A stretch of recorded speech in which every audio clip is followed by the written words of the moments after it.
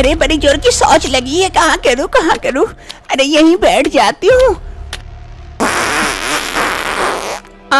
शांति मिली। मीनाक्षी को बड़ी जोर की शौच लगी थी। वो नदी किनारे जल्दी से शौच कर लेती है और उठकर जैसे जाने वाली होती है, उसकी नजर उसी के शौच पर पड़ती है जो काफी चमक रही होती है। अरे ये मेरी शौच इतनी चमक क्यों रही है, सोने जैसा? कहीं मैंने सोना तो नहीं हक दी? मीनाक्षी को अपनी शौच पर डाउट हो जाता है, कहीं उसने सोना तो नहीं कर दी। अरे क्या करूँ, किसी की नजर पड़ गई तो मेरे शौच उठा के लेके जाएंगे। नहीं, अभी इसे जैसे भी छुपा देती हूँ, बाद में लेके जाऊंगी। फिर मीनाक्षी अगल बगल से मिट्टी लेकर अपने शौच को ढक देती है।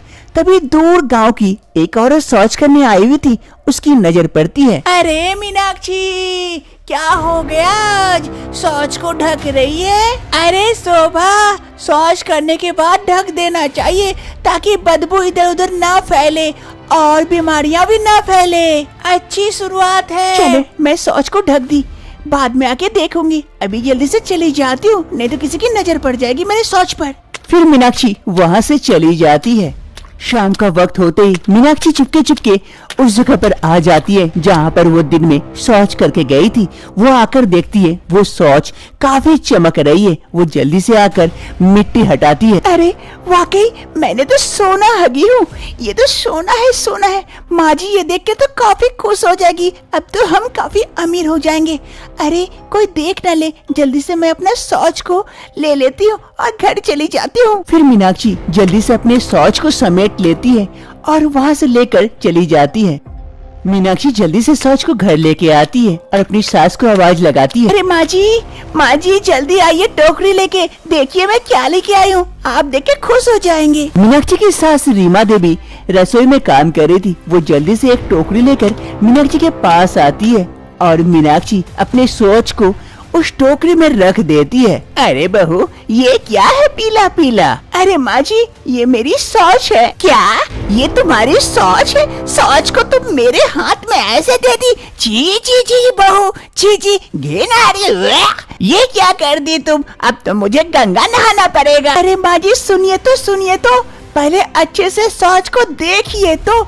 ये चमकदार है, भले ही मेरा शौच है, लेकिन अब ये सोना है, सोना। रीमा देवी मीनाक्षी की शौच को अच्छी तरह से देखती है।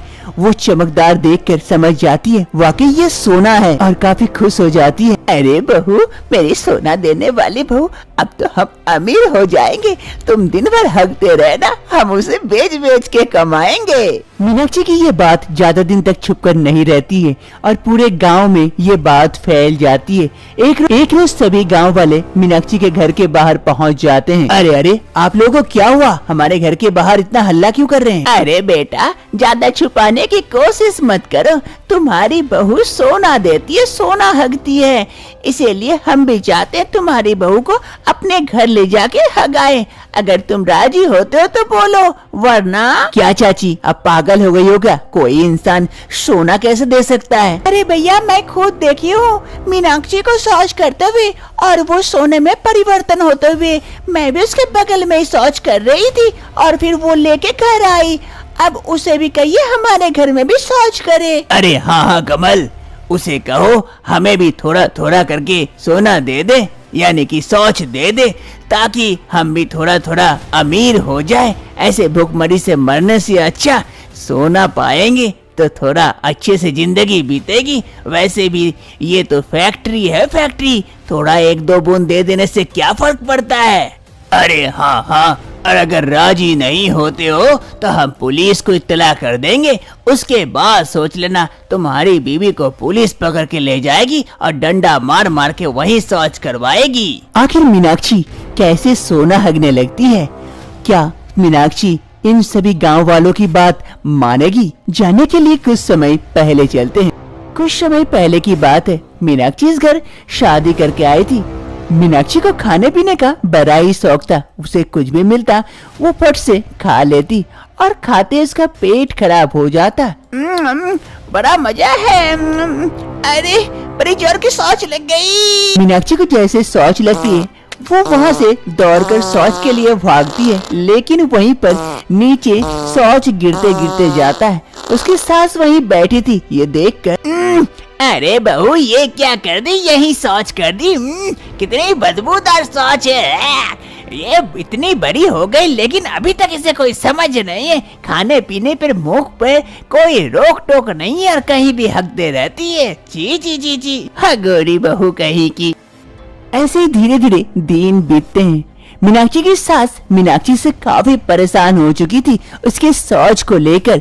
एक रोज मीनाक्षी की सास किचन से बाहर आ रही थी कि अचानक से शौच पर पैर पड़ती है और स्लिप कर जाती है। मीनाक्षी की सास रीमा देवी वहीं पर गिर पड़ती है शौच के ऊपर। आगे मैया गे, कमर टूटी रे। इस बहू के चक्कर में मैं तो एक दिन ऊपर पहुंच जाऊंगी। ऐसे तो सास से परेशान थी, अब तो घर में भी टिकना मुश्किल हो गया रे।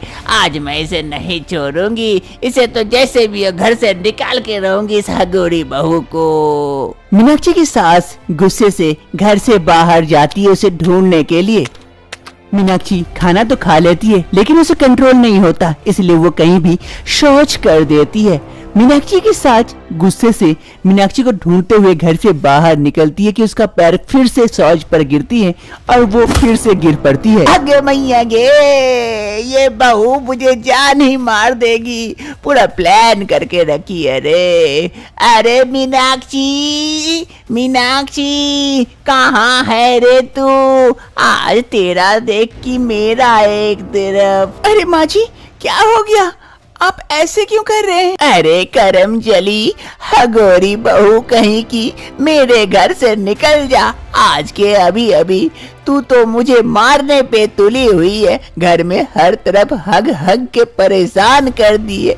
हमारा घर तो शौचालय बन चुका है, सभी नदी उदी जाते हैं शौच के लिए, तू तो हमारे घर में शौच कर करके परेशान कर दिए। अरे कुलखनी कहीं की, निकल जा मेरे घर से। अरे माँ जी, ये क्या कह रहे? मैं कहाँ जाऊंगी? मुझे ऐसे घर से मत निकालिए। उसमें मेरा कहाँ दोष? अगर मुझसे शौच हो जाती है तो? अरे गोरी कहीं की, मुंह में लगाम नहीं लगाएगी तो पीछे कहाँ से लगेगी लगाम? लेकिन माँ जी, ऐसा मत करिए मेरे साथ। ऐसा ना करूँ तो और कैसा करूँ? मैं परेशान हो गई तुझसे। तू अब से मेरे घर में घुसेगी नहीं। आई तो मैं मार के टंगड़ी तोड़ दूंगी। निकल अभी के अभी मेरे आंखों से ओझल हो जा। ये कहते हुए सास अपने घर के अंदर चली जाती है और इधर मीनाक्षी रोते रोते वहां से आगे बढ़ती है क्योंकि उसके लिए इस घर का दरवाजा हमेशा के लिए बंद जो हो गया था। मीनाक्षी के पास और दूसरा कोई रास्ता नहीं था और कुछ वो सोच नहीं पाती है, इसलिए वो अंत तक एक नदी किनारे पहुंच जाती है कुछ गलत करने के लिए। उसी नदी में एक तपस्वी नहा रहे होते हैं। हर हर महादेव, हर हर महादेव, ओम नमः शिवाय, ओम नमः शिवाय, ओम नमः शिवाय, हर हर महादेव, हर हर गंगे। मीनाक्षी धीरे धीरे जल में उतरती है और मेरे पास कोई रास्ता नहीं है, मुझे माफ कर देना। तभी वो तपस्वी नहा के उठने वाले होते हैं कि उसकी नजर मीनाक्षी पर जाती है। अरे बेटी, ये क्या कर रही हो तुम? पानी में, इतने गहरे पानी में क्यों उतरी हो? उठ जाओ, ऊपर जाओ। नहीं बाबा, मैं तो इसी पानी में समा जाना चाहती हूँ। मेरे पास और कोई दूसरा रास्ता नहीं है। अरे नहीं नहीं नहीं, ये घोर पाप है, अन्याय है। ऐसा मत करो।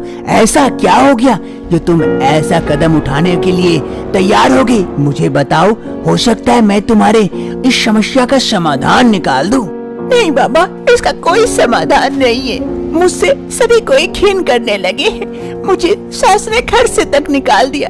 अब मैं किस मुंह से रहूं इस दुनिया में? अरे नहीं नहीं बेटी, कारण तो बताओ, ऐसा क्या बात हो गई जो सभी तुमसे घृण करने लगे? फिर मीनाक्षी अपनी सारी कहानी साधु बाबा को बताती है कि किस प्रकार से उसकी सोच उसकी परेशानी की वजह बन चुकी है। अब बताइए बाबा, अब मैं क्या करूं? अरे बेटी, इतनी छोटी सी बात के लिए तुम इतना बड़ा कदम उठाने जा रही थी?